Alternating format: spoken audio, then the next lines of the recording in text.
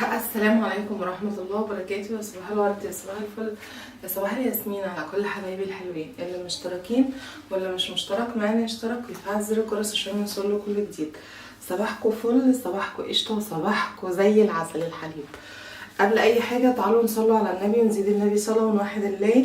وكل سنة وانتم طيبين، ويا رب رمضان يدخل علينا جميعا يا رب كاملين ليس مفقودين ابدا، ويبقى رمضان حلو وسعيد علينا جميعا، امين يا رب.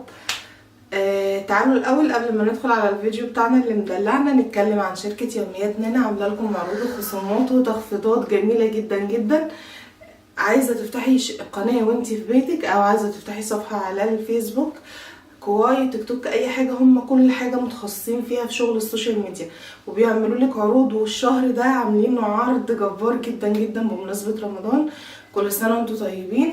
و يعني بمناسبه الغلاء اللي احنا فيه. تعالي ندخل. هسيب لك رقم الباشمهندس محمد في اول تعليق مثبت. كلميه قولي له ان انتي تبع قناه يوميات نانا او تبع مدام نانا. تمام. تعالي بقى ندخل على الفيديو. النهاردة انا هعمل لكم روتين، يعني تنظيف كده وتظبيط للمطبخ. هو لو خلصت كل جزء واحد يبقى يا حبذا، لكن هو انا حاسة ان هو هياخد جزئين. يلا بينا ندخل. هنبدأ بحاجة في المطبخ. يلا بينا. يلا بينا ندخل بقى على الفيديو بتاعنا اللي مدلعنا مهرجان تنظيف يا جدعان. مش عايزه اقول لكم بجد، يعني انا هلكت اليوم ده قد ايه. هلكنا يعني. بصراحه مش عايزه اقول لكم، بس بصوا هو حاجه لابد منها يعني. دي علقه ولازم نعملها دايما يعني. انا دايما مش بستنى لا رمضان ولا عيد ولا موسم ولا اي حاجه، انا شغاله يا زميلي على طول. بس في حاجة بقى مزهقاني ومطهقاني في عيشتي، الخرطوم القصير بتاع الغاز، وصباعي في الحتة اللي انا بزق فيها دي اتفتح وبقى ايه. مش عايزة اقول لكم يعني اللي حصل لي، بس الحمد لله الحمد لله كله خير من ربنا يا جماعة. اي حاجة بنقول عليها الحمد لله وخير. وصلي على النبي، زيد النبي صلاة كده، وحدي الله وتشجعي بقى معايا وقولي لي في الكومنت خلصتي ولا زي حالاتي. شغالة لسه.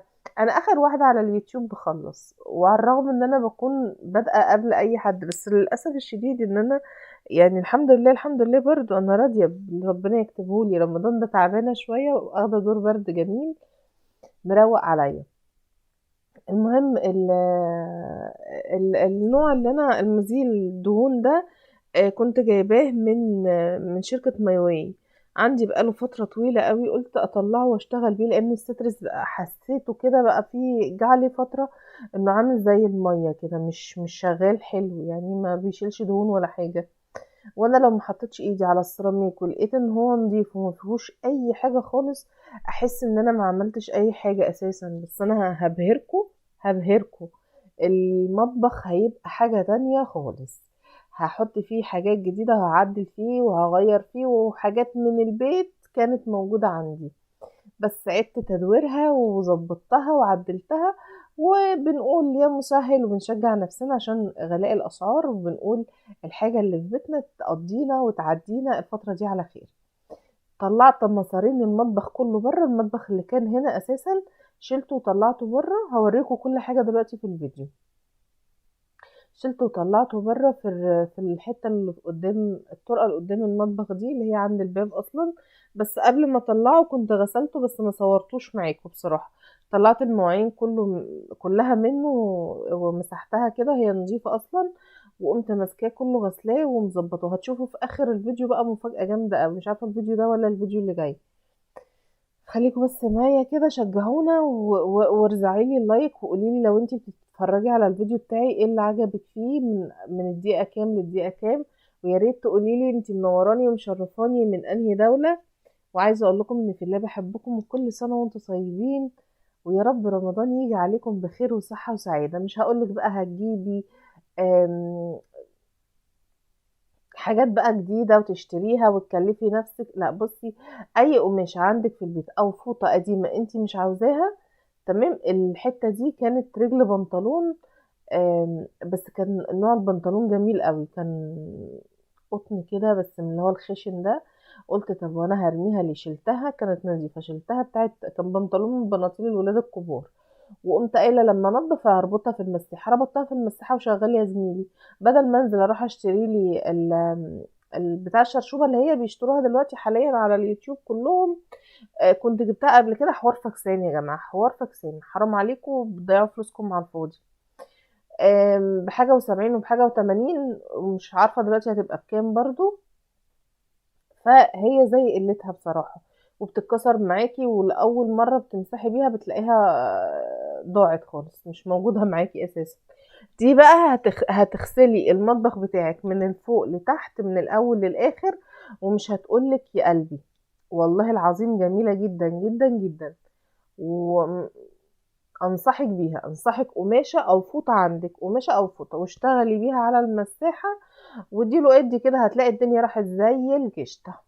وروقي على نفسك كده، شغلي لك اغنيتين، مش عايزه تسمعي اغاني شغلي لك شويه قران ورددي وراه لو حافظه، واستغفري ربنا كتير كتير كتير كتير من قلبك كده، علشان ربنا يفك كربك ويفرجها عليك.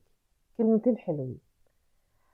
خدوا بقى، علشان في ناس حابه ان هي تاخد شويه كلام حلو قوي في عضمها.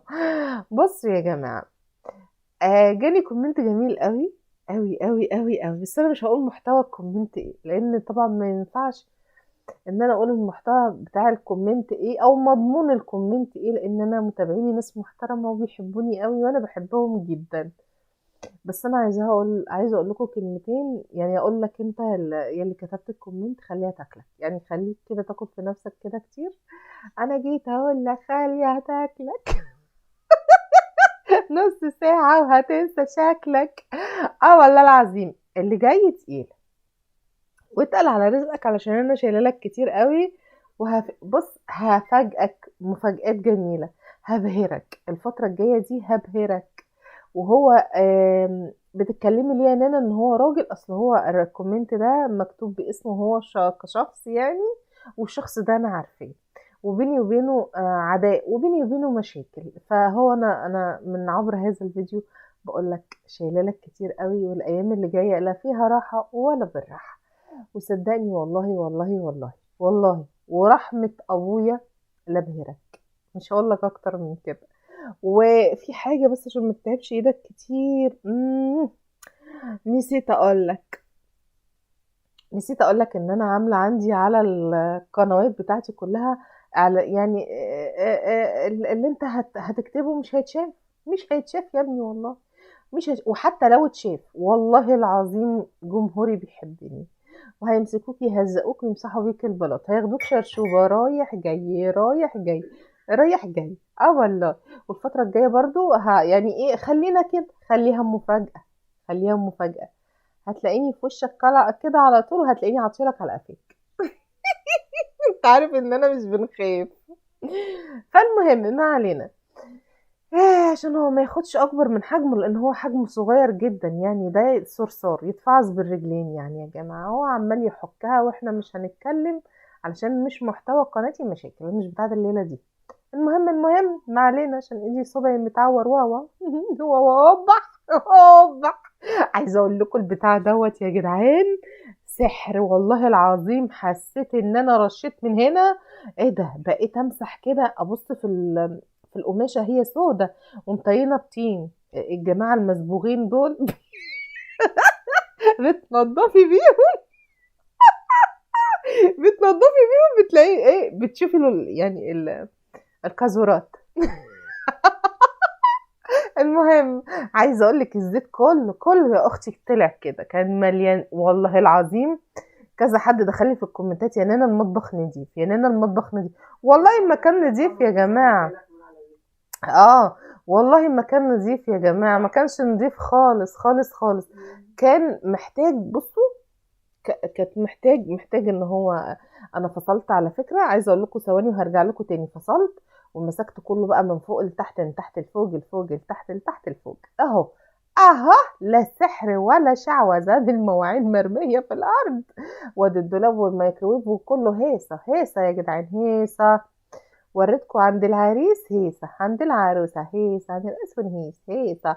طلعت على كرسي لان انا قصيره، مسكت الشفاط مسحته، غسلته غسله حلوه، من بره والشباك، وخليت السيراميك بيبرق وتحت المطبخ، وتحت المطبخ قصدي تحت البوتاجاز دعكت قعدت بقى على الارض بقى، مش عايزه اقول لكم، قعدت على الارض شهيصت الدنيا. لو كنت سبت لكم الفيديو ده ماشي بسرعه بطيئه او بالشغل اللي انا شغال، بقول لكم استنوا كده لما اجرب احطه هنا. يا خايبه يا مايله، ما فيكيش مخ يا بت، يا بت والله ما فيكي مخ، والله ما عندك ذره مخ، هيقفل البيت اهو. على رأي المثل، بره وجوه فرشت لك كنت مايل وايه يعدلك يا مسبوغ يا مايل. يا مايل يا مصدي يا حديدة. انت اسمك ايه؟ حديدة. اهو يا جماعة اتكسر اهو شيل عينك عننا يا حديدة شوية، اتكسر الدولاب يا حديدة. اتكسر اهو. يا انا دولاب ده انا خايف، ده انا بضرب نفسي ما عنديش شبش بضرب نفسي بيه، بضرب نفسي بالقلم والله. ان انا جبت الدولاب ده الارضيه بتاعته طلعت، قلت طب انا اوجع دماغي ليه، انا مسكت السيراميك غسلته غسله حلوه وهرص المواعين تحت، بقى هعمل ايه يا جماعه؟ بس كنت غسلاه زي الفل. والدولاب ده بقى بتاع هدوم احمد ابني، شلت هدوم احمد كلها منه وهعمل فيها نظام جديد هوريه لكم. هو ادي واحد اتنين الله، واحد ملوش تاني تلاتة اربعة، والله هو مش عارفة هم أربعة ولا خمس أرفف، هم تقريبا واحد اتنين تلاتة أربعة. هتشوفوا الفيديو الجاي هعمل فيه ايه، هظبط فيه حاجات تانية كتير. البوتاجاز مش انا بصراحة عايزة اغير مكان البوتاجاز، بس مش عارفة من الخرطوم صغير مش نافع، بس انا كنت ناوية ان انا اغير الخرطوم، بس قلت كده كده يعني ايه يعني احتمال نمشي ان شاء الله السنة دي، يعني مش السنة دي يعني على اخر السنة بإذن الله. فقلت خليها بقى في المكان اللي احنا هنقعد فيه الجديد، يعني البوتاجاز بقى مش محتاج اي حاجه لان كنت ماسكاه فحت وردني، يعني كل شويه بغسل انا ايدي في البوتاجاز بتاعي على طول، عشان كده تلاقيه نضيف من بره ومن جوه. اه والله العظيم اهم حاجه النظافه تكون داخلي وخارجي، مش خارجي بس. يعني مثلا لما تكوني مزوقه نفسك ومظبطه حالك، خليكي داخلي وخارجي، خليكي من جواكي قلبك صافي ونضيف وراقي. والكلام لاخواتي الصبيان او الشباب او الرجاله الكبيره برضو، خلونا نقيين كده من جوانا، وخلينا كلنا قلبنا على قلب بعض، ونعمل خير كتير يا جماعه الفتره دي، نزود من الخير شويه. واهم حاجه تهتموا بجبر خاطر اليتيم، جبر خاطر اليتيم، لان اليتيم ده حاجه كبيره قوي عند ربنا لو جبرتي بخاطره. و ربنا يجبر بخاطر الناس كلها ويفرح الناس كلها، وما يزعلش حد على نفسه او على اهله. ويا رب كلكم كده تبقوا متجمعين مع بعض، ما يبقاش ناقص منكم حد ابدا، ويجي عليكم رمضان في صحة وخير وسعادة، الا على حديدة لا يا حديدة. ماشي يا جماعة، ماشي، هبقى اقول لكم قصة حديدة دي بعدين، هحكي لكم والله، يطلع لكم فيديو كامل متكامل كده، هقول لكم قصة حديدة. اسمك ايه حديد؟ حديدة. المهم انا ببقى ساكتة يا جماعة، وببقى محترمة نفسي مع المحترم، ومؤدبة مع المؤدب، وراقية مع الراقي. اهو ده النوع، خدي سكرين لو حابة تجيبيه من مايوي. وقليلة الادب مع قليل الادب، واستحالة هكون مؤدبة ولساني حلو كده مع حد مش بيحترمني او حد بيقل ادب عليا، صح ولا انا غلطانة؟ انت هتسكتي؟ مش هتسكتي ابدا ابدا. فضيت الدولاب من الناحيه دي ومن الناحيه دي، قلت هعمله معاكم الفيديو اللي جاي ان شاء الله ده. خلي بالكم ما تتعبيش نفسك ما تهلكيش نفسك على الفاضي. كنت عامله فيديو جميل جدا هنزله لكم، وليمه بيتزا، هتشوفوها الفتره الجايه. وهنا عملت خياميه رمضان، لزقتها هنا عملتها زي ستاره، وهوريكم الفيديو اللي جاي برضك هقول لكم انا عملتها ازاي. همسك بقى بعد ما خلصت الجزء اللي هو ناحية البوتاجاز والمطبخ التاني والارض وكده، كان نسي وتسيق وظبطت الدنيا، قلت الجزء ده اللي انا واقفه فيه دلوقتي حاليا ده الفيديو اللي جاي. الفيديو اللي جاي بقى هتشوفوا مفاجآت جميله واحلى واحلى واحلى من كده بكتير. وعايزه اقول لك ما تكلفيش نفسك واللي في بيتك، قضي نفسك بيه وعدي الايام كلها زي بعضها. خلي بالك كده كده كل سنة وانتي طيبة، يعني رمضان او غير رمضان كده كده بناكل وبنشرب يا جماعة، وزينة لو عندك زينة من السنة اللي فاتت حطيها، ما عندكيش ومش قادرة ان انت تجيبي او تعملي، والله بصي ابتكري اي حاجة في بيتك واعمليها في بيتك وجددي بيها. مش شرط ان انت تعملي حاجة وانت واقفة كده بقى، استغفري ربنا كتير. تعالي بقى هنا استغفري وبصي من قلبك، استغفري كتير من قلبك كده، وحاسبيني ربنا على اي حد يظلمك ويجي عليكي، وكل واحد ربنا هيجيب له حقه قريبا ان شاء الله.